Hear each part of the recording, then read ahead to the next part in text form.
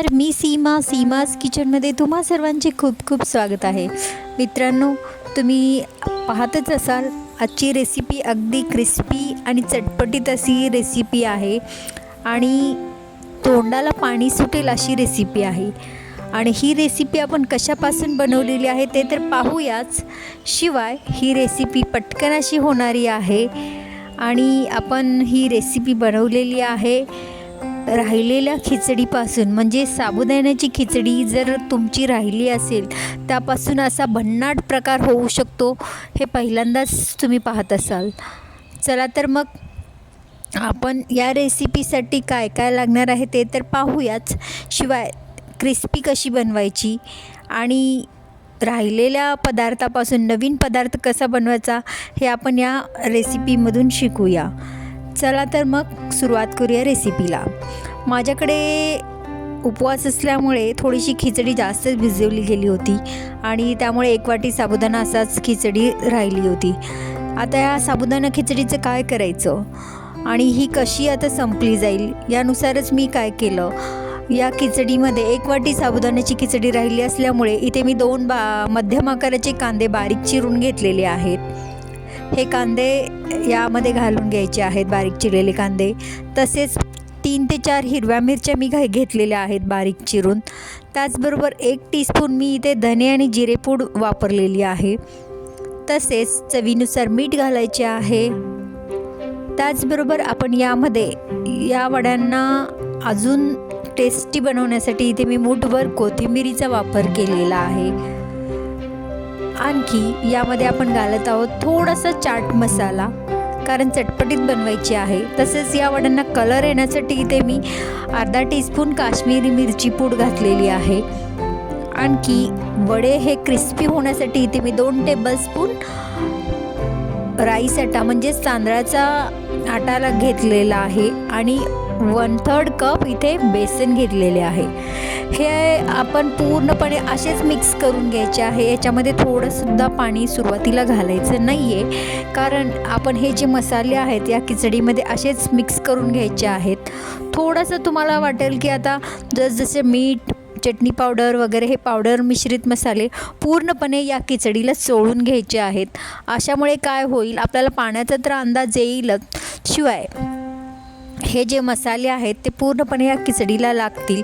या ठिकाणी तुम्ही थोडासा आंबटपणा येण्यासाठी आमचूर पावडर किंवा थोडंसं 1 टीस्पून लिंबू रस जरी घातलं तरीसुद्धा चालेल. मी इथे वापरलेला नाही आहे, पण तुम्हाला अजून चटपटीत आणि आंबट आणि तिखट अशी रेसिपी बनवायची असेल तर तुम्ही आमचूर पावडर किंवा लिंबू रसाचा वापर करू शकता.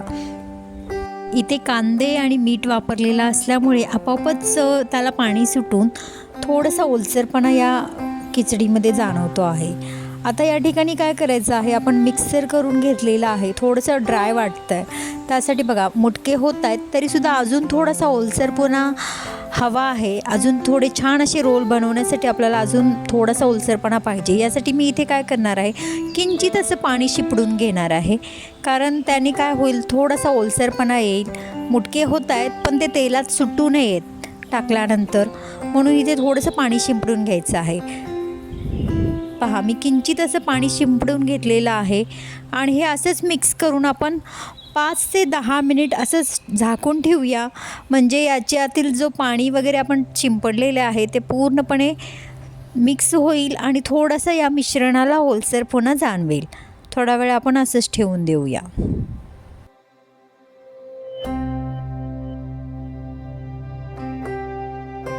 पहा, हे मिश्रण अगदी छान झालेलं आहे. आता आपण सुरुवातीला थोड्याशा हाताला तेल लावून घेऊया आणि लांबट गोल आकारात आपण याचे रोल बनवून घेऊया. तुम्हाला हवे तर गोल आकारातसुद्धा तुम्ही बनवू शकताय किंवा असे चपटे रोलसुद्धा बनवले तरीसुद्धा चालतील. हव्या त्या आकारात तुम्ही हे रोल बनवू शकता. मी असे लांबटच ठेवते आहे. अशा पद्धतीने मी इथे सर्व रोल करून घेते आहे. आता हे चटपटीत रोल खायचे कशाबरोबर, तर यासोबत तुम्ही खोबऱ्याची चटणी खाऊ शकता, पुदिन्याच्या चटणीसोबत खाऊ शकता किंवा फक्त सॉस जरी असेल तरीसुद्धा हे रोल खूप टेस्टी लागतात. पहा, आपले हे रोल तयार झालेले आहेत. यासाठी मी आधीच तेल गरम करण्यास ठेवले होते. तेल गरम झालेले आहे. मी जास्त म्हणजे पूर्णपणे तेल गरम करून घेतलेले आहे आणि आत्ता तळत असताना मध्यम आचेवर हे तळून घ्यायचे आहेत, कारण आतूनसुद्धा पूर्णपणे हे रोल तळले गेले पाहिजेत. त्यामुळे मध्यम आचेवर पूर्ण तेल त्याच्यावरती उलटपालट करत आपण हे रोल तळून घ्यायचे आहेत. अगदी छान ब्राऊन कलर येईपर्यंत आपल्याला हे रोल तळून घ्यायचे आहेत. खूपच छान आणि क्रिस्पी रोल लागतात. तुम्हीसुद्धा करून पहा आणि लहान मुलांना तर नक्कीच आवडतील. यामधील जो साबुदाणा आहे तो आपण जसे साबुदाणा वड्यांमध्ये कसा एकदम फुलून आलेला असतो त्या पद्धतीने इथे सुद्धा हा साबुदाण्याची खिचडी असूनसुद्धा हा फुलून आलेला आहे आणि खूपच छान टेस्टी लागतात. तुम्ही म्हणाल याच्यात तेल राहत असेल तर तेल अजिबात राहत नाही, कारण आपण त्याच्यामध्ये जे पीठ घातलेले आहे ते एकदम अंदाजानुसारच घातलेले आहे. जास्त पण आपण याच्यामध्ये पाण्याचा सुद्धा वापर केलेला नाही आहे. त्याच्या अंगचे जे पाणी सुटलेले आहे आणि थोडेसेच पाणी शिंपडले असल्यामुळे इथे पाणी जास्त नाही आहे, त्यामुळे ओलसरपणासुद्धा या वड्यामध्ये तुम्हाला जाणवणार नाही.